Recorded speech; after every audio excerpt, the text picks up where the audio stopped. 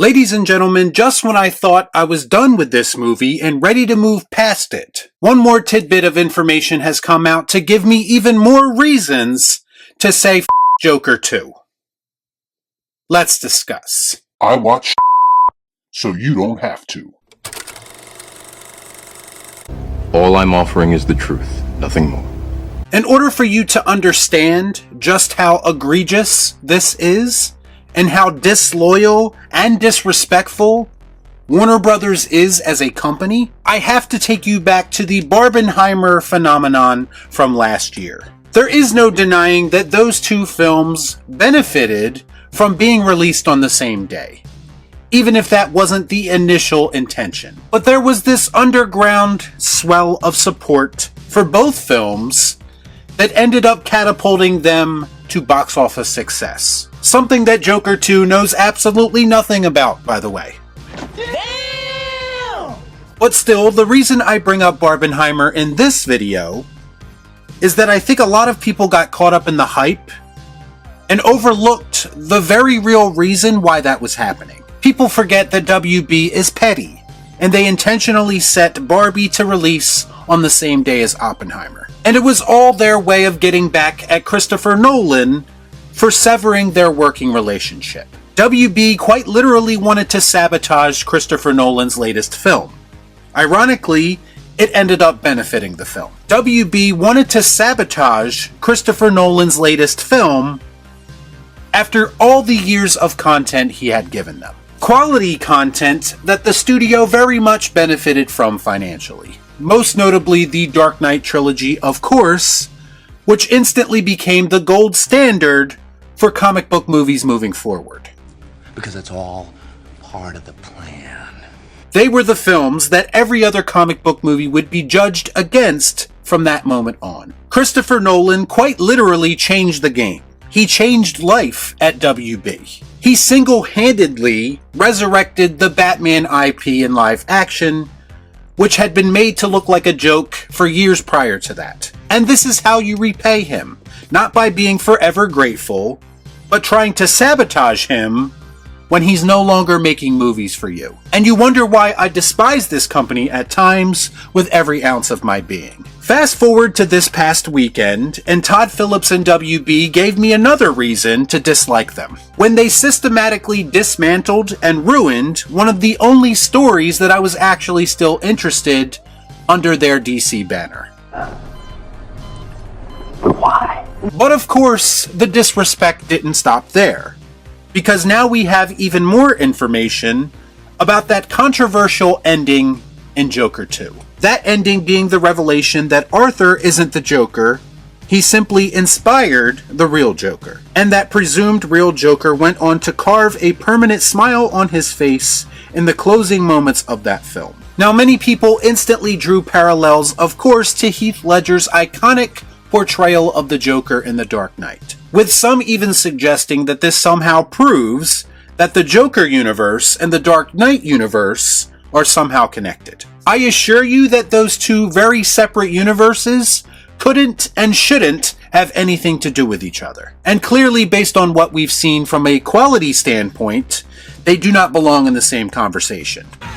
Absolutely f***ing not. But we now know how we got this similar origin story for the real Joker in the Joker universe. And apparently it was done with the most disrespectful intentions. For those that don't know, the original ending of the first Joker movie had Joaquin Phoenix's Joker carve his face in front of his supporters. Apparently, at the time, Christopher Nolan killed that idea, believing that only Heath Ledger's Joker should carve his face. And it appears, with Nolan no longer at WB, there was no resistance to including that idea in the sequel. Now, my initial reaction to this is that this hack fraud Todd Phillips is never going to beat these allegations of stealing from other movies. Joaquin's Joker carving a smile into his face at the end of the first movie, in my opinion, would not fit the character. And I'm glad that Christopher Nolan was there to step in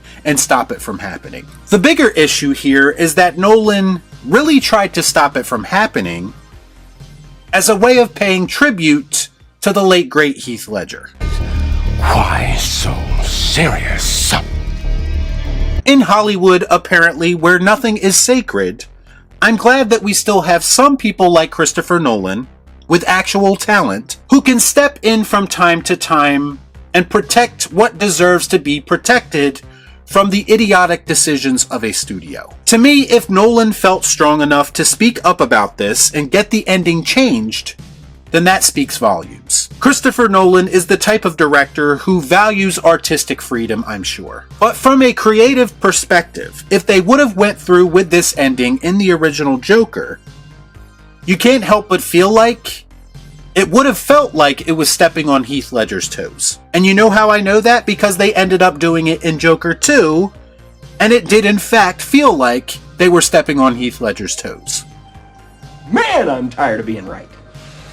If I had to guess, I would say that Christopher Nolan most likely framed it as, this Joker should be unique from his Joker, so each version of the character can stand on their own. Plus, if you have Joaquin Phoenix's version of the character carving a smile into his face at the end of the first film, it kind of makes Todd Phillips's notion that he was never intended to be the Joker sound all the more ridiculous. The reality is that the first opportunity Warner Brothers and Todd Phillips had to go against Christopher Nolan's initial wishes, they did it, and like the petulant children that they are, they simply included this in the new ending out of spite. And I didn't think it was possible for me to lose any more respect for these people than I already have, but here we are. Like their treatment of the character of Arthur Fleck, disrespect towards Christopher Nolan and Heath Ledger is unforgivable to me. Not up in here! Not up in here! The real question is, why do these people hate a good thing so much? Why do they see a good thing and consistently feel the need to undermine it? And this has been a fundamental problem at WB for years now, and it's a big reason why I say a film like Joker 2 has finally broken me. I'm tired of seeing the things that I love destroyed right before my very eyes. Do you know that I haven't watched the newest episode of The Penguin yet?